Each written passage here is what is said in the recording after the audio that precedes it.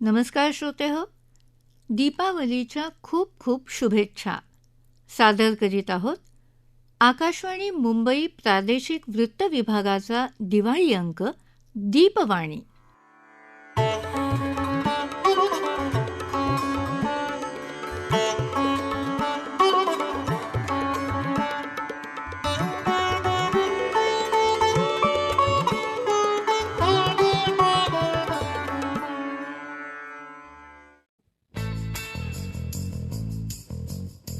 श्रोते हो, प्रवासाचे वेगळे वेगळे अनुभव आपण दीपवाणीमध्ये ऐकले. प्रवासात कधीकधी असे नमुने भेटतात की ना ओळखीचे ना पाळखीचे, पुन्हा कधी त्यांच्याशी भेट होण्याची शक्यताही शून्य, पण त्यांचा तो थोडासा सहवास आपल्याला कायमच्या आठवणी देऊन जातो. असेच गमतीशीर अनुभव आणि आठवणी सांगताहेत आमचे सहकारी जीवन भावसार.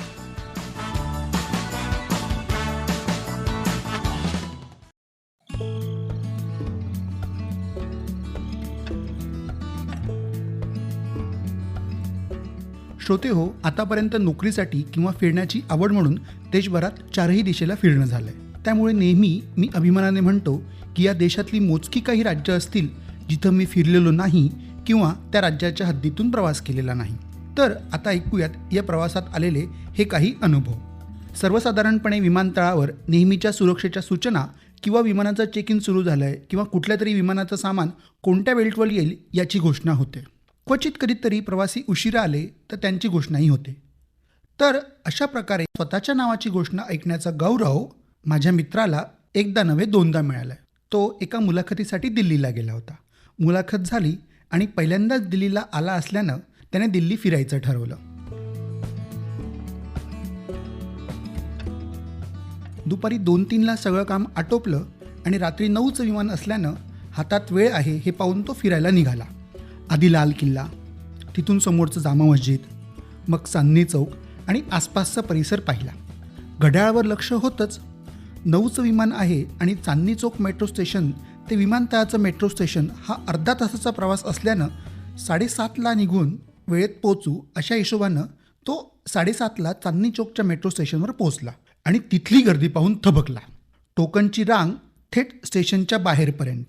पहिल्यांदा गेलेला असल्यानं मेट्रो कार वगैरे प्रकार काय माहीत नव्हते. या रांगेत त्याला मेट्रोपर्यंत पोचायलाच अर्धा तास लागला.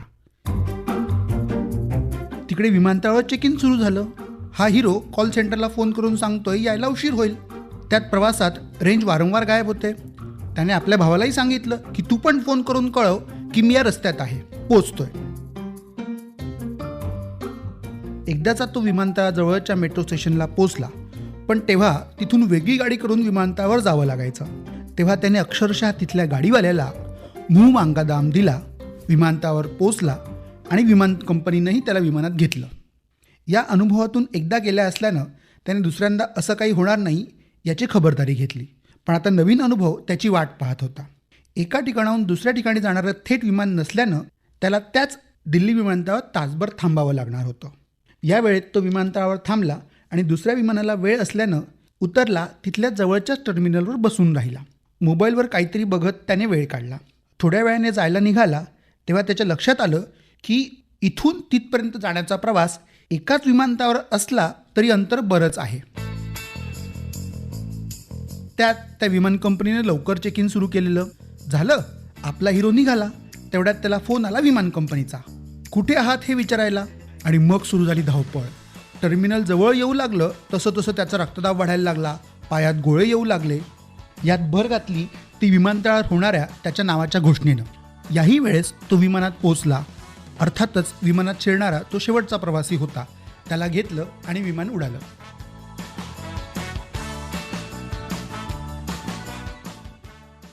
पुढचा अनुभव आहे माझा स्वतःचा मुंबई विमानतळावरचा. कामानिमित्त बाहेरगावी निघालो असताना माझ्यासोबतच एक 60-70 वर्षांचे काका प्रवास करत होते. सिक्युरिटी चेकिंगच्या रांगेत आम्ही सोबतच होतो, त्यामुळे थोडीफार ओळख झालेली होती. पहिल्यांदाच ते काका आणि काकू एकट्यानं प्रवास करत होते, त्यामुळे थोडी भीती पण होती. पण सर्व तयारीनिशी आलेले होते. काही अडलं तो फोनवर मुलाला किंवा मला विचारणं सुरू होती. असं करत करत आम्ही सिक्युरिटी चेकिंगच्या ठिकाणी पोहोचलो. नेहमीप्रमाणे तिथल्या सुरक्षा रक्षकांनी सूचना दिल्या त्यानुसार त्या काकांनी पाकिट, मोबाईल, कमरपट्टा काढून ट्रेमध्ये ठेवला आणि गेले चेक करायला. धातू शोधक यंत्रानं आवाज काढला, त्यामुळे सिक्युरिटीने परत पाठवलं.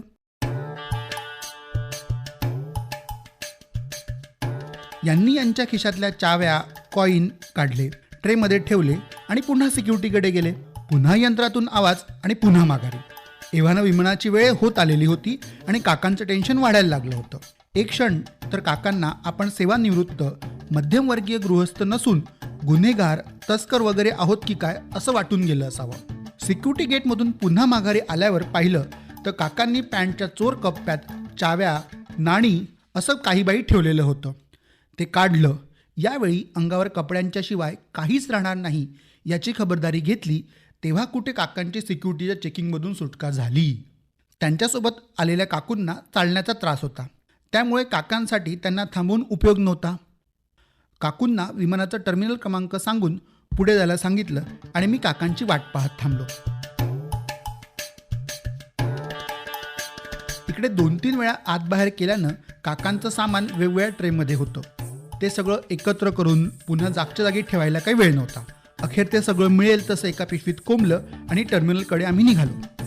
तोपर्यंत काकू आणि विमान कंपनीवाल्यांचा फोन यायला लागला होता की फक्त 20 मिनिटं बाकी आहेत विमान उडायला, लवकर या. सुरक्षा तपासणीचं ठिकाण ते टर्मिनलपर्यंत चालायला अर्धा तास लागला हे सांगून काकूंनी नवीन टेन्शन दिलं. तरी आमच्या टर्मिनलपर्यंत जाण्याचे प्रयत्न सुरूच होते. अखेर रस्त्यात चेक इन सामानाची ने-आण करणारी बॅटरीवाली गाडी मिळाली.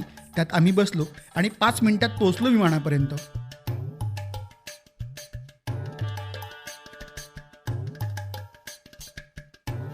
आम्ही 5 मिनिटात पोहोचलो हे कळल्यावर इतका वेळ कशामुळे लागला हे विचारण्याआधीच काकूंनी विचारलं, इतके लवकर कसे पोहोचलात?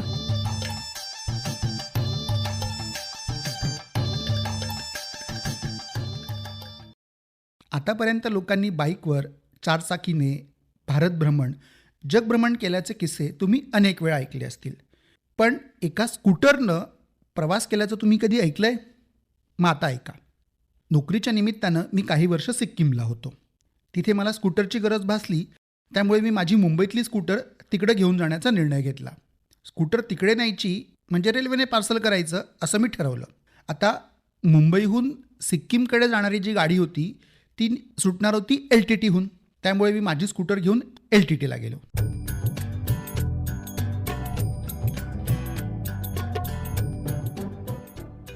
कधीही मध्यस्थांच्या नादी न लागणाऱ्या मी यंदा दूरचं अंतर, अनोळखी पर्याय हे सगळे कारणं बघून मध्यस्थाची मदत घ्यायचं ठरवलं. उद्देश हाच की काम थोडं सोपं आणि जलद होईल.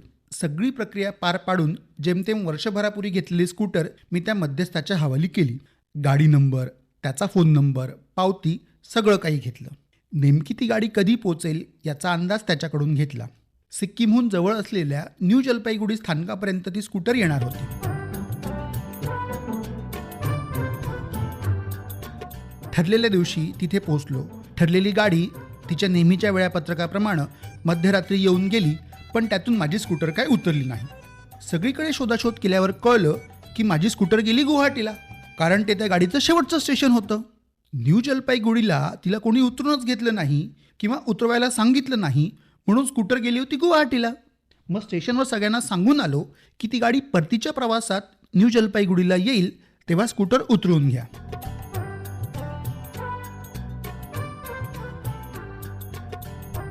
दुसऱ्या दिवशी ती गाडी न्यू जलपाईगुडीवरनं परत गेली, तरी माझी स्कूटर का स्टेशनवर उतरली नव्हती.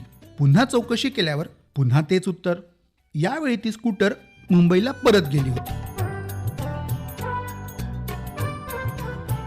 आता मात्र कोणाला सोडायचं नाही असं मी ठरवलं आणि हात धुवून सगळ्यांच्या मागे लागलो. पहिला नंबर त्या मध्यस्थाचा. तो म्हणतो मी चढवून दिली, उतरवत नाही, त्याला मी काय करू? मग ऑनलाईन तक्रार केली, संबंधितांशी बोललो, त्यांना संपूर्ण कहाणी सांगितली. चूक लक्षात आल्यानं सगळ्यांनी दिलगिरी व्यक्त केली आणि यापुढे असं काही होणार नाही याचं आश्वासन दिलं. पुढच्या वेळी ती स्कूटर जेव्हा पुन्हा जलपाईगुडीला यायला निघाली तेव्हा मी अधिकच खबरदारी घेतली. रेल्वेच्या वेबसाईटवरून मुंबईतल्या आणि न्यू जलपाईगुडीच्या रेल्वेच्या GM पासून तर स्टेशन मॅनेजरपर्यंत सगळ्यांचे मोबाईल नंबर शोधले. सगळ्यांना गाडी नंबर, दिनांक, स्कूटरचा पार्सल नंबर SMS केला. न्यू जलपाईगुडीला ही गाडी उतरवून घ्या ही विनंती सोबत होतीच. यावेळी मात्र ती स्कूटर न्यू जलपाईगुडीला उतरली होती. इतक्या वेळा मी स्कूटरला शोधायला जात होतो आणि रिकाम्या हाताने परत येत होतो. पण यावेळी मध्यरात्री 2-3 वाजता स्कूटर स्टेशनवर उतरली आणि सकाळी 6 वाजता मला फोन आला, तुमची स्कूटर आलीये, लगेच घेऊन जा. त्यांना कळवलं, येतोच आहे.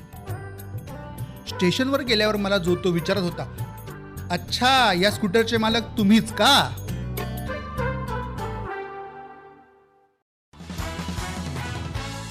तर मग श्रोते हो, आता दररोज भेटूया नवीन पॉडकास्टसह दीपवाणी दिवाळी अंकात. संकल्पना जीवन भावसार, कार्यकारी संपादक सरस्वती कुवळेकर, संपादन सुनील कांबळे आणि गौरी देशमुख, तंत्रनिर्देशन राजेश शेजवळे आणि सूत्रसंचालन गौरी देशमुख.